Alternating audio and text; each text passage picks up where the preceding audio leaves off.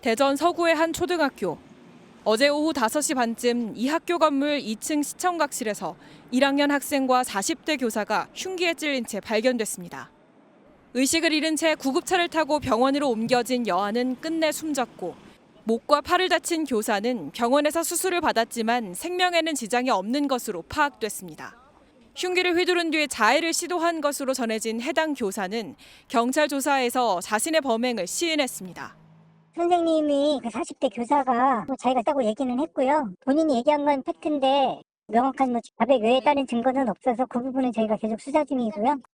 건강 문제로 휴직했다 지난해 12월 복직한 교사는 숨진 학생의 담임을 맡거나 가르친 적은 없던 것으로 알려졌습니다. 학원에 아이가 오지 않았다는 연락을 받은 부모와 학교 측이 경찰에 신고했고, 아이는 가해 교사와 함께 교내에서 발견됐습니다. 경찰은 이르면 오늘 숨진 아동의 부검에 나서는 동시에 CCTV와 증거를 분석할 방침입니다. 또 교사를 상대로 정확한 범행 동기와 경위에 대한 조사도 이어갈 계획입니다. 학교 측은 학교장 재량으로 긴급 휴교를 결정했고, 대전시 교육청은 오늘 오전 관련 브리핑을 진행합니다.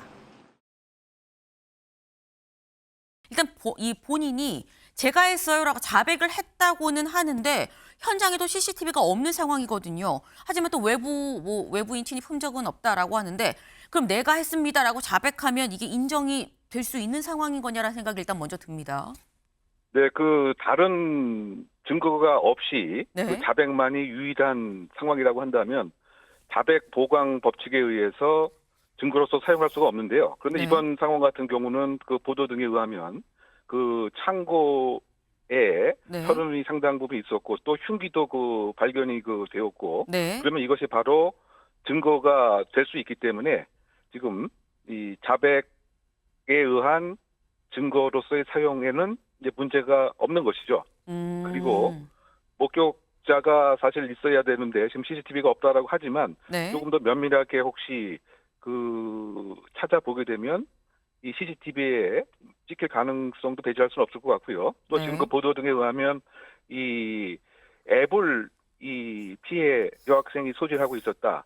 다만 그 소리가 다 정확하게 들리지 않았다고 하는 보도가 있는데, 네. 혹시 그와 같은 소리가 또 다른 하나의 목격자적 역할을 하기 때문에 증거로서 사용이 충분하다라고 생각이 되고요. 결국 요약하게 되면 지금 자백에 관한 증거 능력은 충분하다. 왜냐?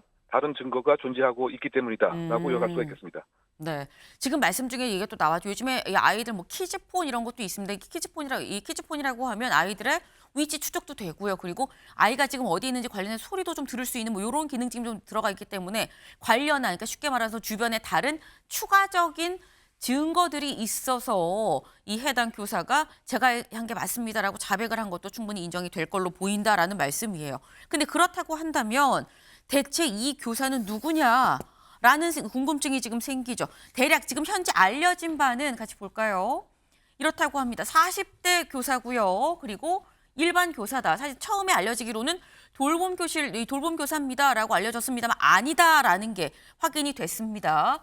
일반 교사예요. 오히려 2학년 담임을 맡고 있다라는 이런 보도도 있긴 했는데 확인을 해봐야 될 부분이긴 합니다만 일반 교사다. 그리고 건강 문제로 인해 휴직을 했다가 지난해 말에 복직을 한 상태였다라는 거죠. 그럼 이 얘기는 지금 복직한 지 얼마 되지 않았다라는 얘기가 될 텐데, 근데 교수님, 근데 그렇다고 하면 아이는 지금 1학년이고요. 이 선생님은 건강 문제로 휴직했다가 복직한 지 얼마 되지도 않은 사람인데, 그럼 이 현재 두 사람이 접점이 있는 것이냐, 이게 언뜻 보기엔 없어 보이면 대체 흉기를 왜 휘두른 거냐라는 생각이 들거든요. 그것이 사실 이번 수사에 가장 밝혀야 될 부분이라고 생각이 되는데요. 네. 이와 같은 사건의 발생 경위, 예를 들면 혹시 이 교사와 학생 간의 네. 상호 다툼 끝에 이런 일이 생긴 것이냐. 또 그 얘기는 결국은 학생이 이 교사에 대한 일정한 권위에 대한 도전을 했기 때문에 그것에 대한 응징을 하려고 하는 권위에 대한 집착이 결국 극단적인 보복적 폭력으로 발생을 한 것이냐. 네. 이런 등등이 이제 밝혀질 대목인 것 같습니다. 그것이 바로 접점이 있느냐의 여부에 관한 수사의 가장 그 초점으로 생각할 수가 있고요. 네. 만약에 그와 같은 가설이가 아니면 이 단순히 그 심리 건강의 문제 때문에 소위 그 절망에서 비롯된 이른바 이 확장 자살이라고 표현을 하는데요. 뭐 절망적인 상태에서 네. 하나의 이 감정에 대한 대치물로서 이 피해 여학생을 택할 가능성이 있다. 뭐 이런 등등이 결국은 왜 이와 같은 끔찍한 일을 하게 되었는가라고 하는 동기 부분에서 밝혀져야 될 대목이죠. 왜냐하면 네. 이번 사건 같은 건 상당히 그 이례적인 것입니다. 왜냐하면 그 교사의 가장 역할이 부모의 역할을 대신하는 것이고 네. 더군다나 여성 교사 같은 경우는 그런 이 감성이 더 많은데 이번의 모습을 보게 되면 상당히 가학적인 모습도 그 많이 보이기 때문에 왜냐하면 그 보도 등에 의하면 이 피해 여학생의 소위 그 공격을 받은 그 부위가 어깨라든가 얼굴이라든가 손 그리고 이것이 상당히 수차례에 걸쳐서 여러 차례에 걸쳐서 이루어진 이런 모습은 어떻게 해석을 일반적으로 하게 보면 수사의 관점에서 보게 되면 일정한 고통을 가하려고 하는 즉 공포를 또 조성하게 하려는 의도적인 이 마음이 그 상당히 있었고 그렇다고 본다면 여러 가지 상태에서 사실상은 이 계획을 혹시 한 것은 아니라고 하는 의심도 가져볼 볼만하고요. 왜냐하면 네. 이 범행 발생 장소가 지금 시청각실 창고라고 하는데 네. 그곳에 일방적인 학생들이 생활하는 공간은 아닌데 그러면 혹시 이곳으로 유인한 것은 아닌 것인지 또 이 흉기를 당일날 구입했다라고 하는 보도도 저도 조금 전에 읽었는데요. 네. 그러면 이것이 우발정이 아니고 일정한 나름대로의 잘못된 망상적 사고든 아니면 권위에 대한 집착으로 인해서 이것을 꼭 보복을 해야 되겠다라고 하는 잘못된 생각이든 그래서 흉기도 미리 준비해 놓은 것은 아닌 것인지 이것 등이 좀 질문의 초점인 어떻게 접점이 이루어졌는가 네. 그 부분에 대한 것이 이번 사건의 수사의 핵심이 아닌가 생각됩니다. 네, 지금 말씀처럼 왜 그 아이에게 이런 일을 행한 것이냐, 이 아이와의 접점이 있었느냐, 없었느냐, 이 사건이 우발적이었느냐, 계획적이었느냐, 이 모든 게 사실 다 같이 맞물려 있는 상황입니다. 지금 교수님께서 말씀해 주신 거는 여러 가지 가능성 측면에서 말씀을 해주셨는데 무엇이 맞는지를 이제 경찰 조사를 통해서 차근차근 또 다 좀 풀어가야 될 부분이 아닌가를 좀 생각을 좀 해봅니다. 근데 지금 이 상황이 저희가 키워드가 이거죠. 어떻게 이런 일입니다. 다음 기사를 좀 볼까요? 기사의 제목이 이겁니다. 가장 안전해야 할 학교에서 교사가 8살 아이를 가장 안전해야 할 장소에서 가장 아이가 믿을 수 있는 사람인 선생님으로부터 이런 일을 당했다라는 거죠. 네. 이 시간대를 살짝 좀 같이 보겠습니다. 사건이 일어난 시각이에요. 원래 이 아이는 돌봄 수업을 오후 4시 40분까지 하고요. 그리고 여기에서 학교에서 바로 미술학원 차를 타고 미술학원으로 갈 예정이었습니다. 그런데 이 차가 기다리고 있는데 아이가 나오지 않아서 미술학원 선생님이 이 학부모한테 연락을 했었던 거죠. 그래서 처음에 알려지게 됐고 이후에 가족들이 찾았는데 찾지 못하니까 오후 5시 18분, 대략 38분쯤 뒤에 경찰에 실종 신고가 들어갑니다. 그리고 아이가 발견이 된 건 오후 5시 50분 학교 건물 안에 돌봄 교실 옆이라는 보도도 있어요. 시청각실에서 발견이 됐다라는 거죠. 그렇다고 하면 아이가 원래 이 움직였어야 되는 그 시간이랑 비교했을 때 대략 1시간 10분밖에 이 차이가 안 나는데 이 시간 동안에 심지어 그 사이에 찾고 있었던 사람도 상당한데 어떻게 이런 사달까지 이어질 수 있었던 거냐라는 생각이 듭니다, 교수님. 그러니까 이 발생한 시간이 지금 네. 쭉 설명하신 소위 그 4시 40분부터 5시 40분까지 발생한 것이냐라고 네. 단정할 수는 저는 없다고 생각이 되는데요. 왜냐하면 이 정규 수업을 마치고 난 그 시점에서부터 따지고 보게 되면 네. 사실상은 1시간이 아니고 서너 시간 이상으로 생각해 볼 수가 있겠죠. 돌봄 그래서- 교실에 아예 가지 않았을 가능성이 있다는 말씀이신 걸까요? 그러니까 이 창고 쪽으로 그 뭐 책 등을 보여주면서 유인했다라고 하는 또 기사도 있기 때문에 네. 그러면 이 소위 말해서 살해 시점이 그 이전이 될 가능성도 배제할 수는 없다. 그래서 아마 그 부검 등을 통해서 이 사망 시간에 대한 그 추정을 시도하는 여러 가지 그 법과학적인 시도가 이제 있을 것이 아닌가 이제 이런 생각이 듭니다. 그래서 물론 조금 더 빨리 이 어떤 이 찾기 체제가 작동이 혹시 되었다라고 한다면 네. 이런 사건을 중간에 막을 수 있는, 제재할 수 있는 가능성은 있지 않았던가 뭐 이런 생각도 해본직한데요.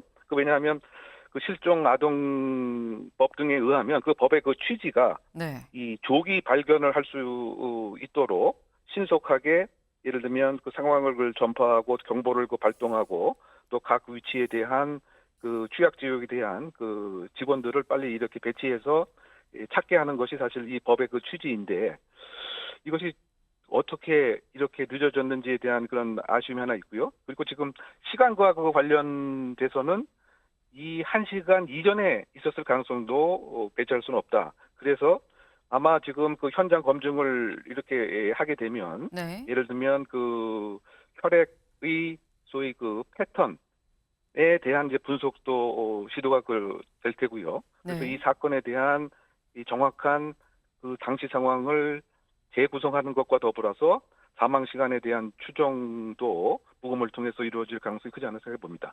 네. 그러니까 지금 교수님께서 하신 말씀은 돌봄 교실에 있다가 오후 4시 40분에 미술학원차를 타야 되는데 거기서부터 아이가 없어진 아이의 부재가 인지는 됐지만 사실상 그 전부터 학교 수업이 끝난 건 또 이전이기 때문에 이전부터 아이가 먼저 무슨 이 뭐 유인이든지 뭐든지 간에 이런 일로 해서 이 사라졌을 수가 있다라고 말씀하셨는데 만약에 그렇다고 한다면 사실 더 의문인 부분이 아이는 끝나고 수업이 끝나고 돌봄 교실로 가는 거였고 돌봄 교실엔 돌봄 선생님이 있는데 돌봄 교사가 아이가 오지 않은 걸 몰랐다는 얘기가 되는 거냐라는 사실 의문이 듭니다. 실제로 아이가 또 처음에 좀 발견이 된 게 누구한테 발견이 됐느냐 볼까요? 아이를 처음에 발견한 게 피해 학생의 할머니입니다. 선생님이나 학교 담당자 뭐 누군가 뭐 경찰이 아니에요. 피해 학생의 할머니가 아이를 찾으러 학교로 들어갔는데 돌봄 교실 옆에 시청각실로 한번 들어가 봤다. 근데 깜깜한데 성인 여성이 쓰러져 있었고 주변에 내 손녀의 가방과 물통이 있었다라는 거죠. 그래서 우리 애 어디 있어요? 라고 물었더니 네. 나 몰라요라고 얘기를 했다라는 보도가 있습니다. 그리고 첫 발견자라 나는 경찰 조사를 받아야 된다 그러는데 나는 우리 애가 죽었다는 게 실감도 나지 않고 눈물도 나오지 않는다. 아이가 사고가 난 그 상황을 바로 돌봄 교실 옆에 있는 시청각실이라고 할머님은 말씀을 하고 계시는데 이걸 학교 교사나 학교 측에서 발견한 게 아니고 경찰이 발견한 것도 아니고 이 관련한 이 아이의 할머니가 발견을 했다는 건 그럼 학교는 뭘 했다는 거냐라는 생각이 들거든요. 그래서 제가 조금 전에 언급한 바와 같이 네. 그 실종 아동 등에 관한 법률에 의하면 아이가 없어지는 상황을 대비해서 사전에 여러 가지 형태의 그 연습 또는 각 시나리오에 입각한 빨리 조기 발견을 위한 그런 이제 훈련들을 하도록 이렇게 그 규정이 되어 있는데요. 네. 이것이 이제 다중 이용 시설에 관해서 그 주체자가 관리 책임자가 분기별로 훈련을 하도록 이렇게 되어 있습니다.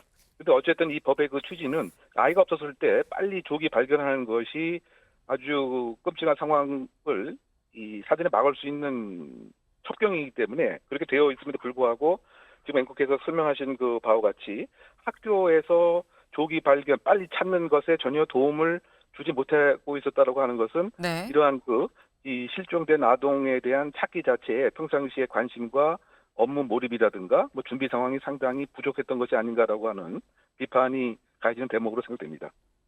네. 그러니까 지금 아이가 사라지고 난 다음에 학교의 대처가 적절했느냐, 이 시위 적절했느냐, 제대로 이 대처를 한 것이냐라는 여부에 대한 조사도 같이 좀 들어가야 될 것 같습니다. 근데 일단 결국에 이런 문제, 일단 너무 안타까운 일이긴 합니다만 일단 일이 벌어졌고요. 사실 이 상황에 대해서 문제는 이런 일이 다시 발생하지 않도록 뭐가 문제고 원인인지를 알아야 되는 건데 근데 지금 이 상황 저희가 거듭 얘기를 하죠.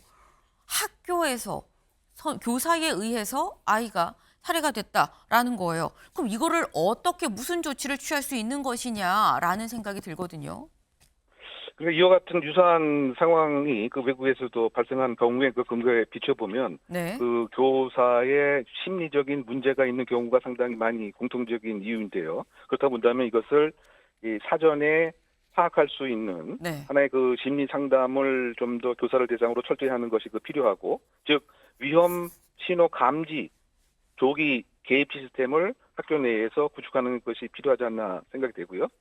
그다음에 외국 같은 경우에는 이 흉기로 보이는 것 자체가 학교에 반입이 안 되도록 그 철저한 스크리닝을 합니다. 즉 보안을 강화한다라고 하는 얘기인데요. 이것도 국내에도 적극적으로 도입할 필요가 있다고 생각되고요. 지금 가장 안전해야 할 그 학교 공간이 네. 학교 폭력으로 위험해지기도 하고, 또 상황에 따라서는 학생들이 교사에 대한 폭력도 하게 되고요. 이번 같은 경우는 상당히 안타깝고 끔찍하게도 교사가 학생을 살해하는 이런 모습이기 때문에 그 안전에 대한 담보를 위해서는 이러한 심리 건강에 대한 사전 예방 프로그램이 적극적으로 시행이 되어야 된다고 그 생각이 됩니다. 그리고 이번 사안의 그 본질이 무엇인가에 따라서 네. 또 다른 그 대안은 지금 그 학생을 이 적절히 또 훈육하고 교육하고 하는 데 있어서 그 교권 자체가 상당히 또 약화된 면은 있지 않는가라고 하는 점도 생각해 볼 이 대목이기 때문에 네. 이것에 관한 보완책도 필요하고요. 결국 유학하게 되면 학교의 안전을 담보하기 위해서는 다각적 접근이 시급한 상황이다라고 말씀드리겠습니다. 네. 사실 지금 저희가 말씀을 드리고 있는 게 너무나 다양한 정말 가능성 측면에서 말씀을 드리고 있는 겁니다. 사실 이 관련해서는 계속 경찰 조사가 이루어지고 있고요. 그리고 오늘 오전 11시에 이 대전시 교육청에서 관련 브리핑이 또 진행이 될 예정이라고 하니까요. 그 내용을 좀 봐야 될 것 같습니다. 교수님 감사합니다. 네네. 네. 안타까운 소식 더는 저희도 전해드리지 않는 날이 오면 좋겠다라는 생각을 좀 해봅니다.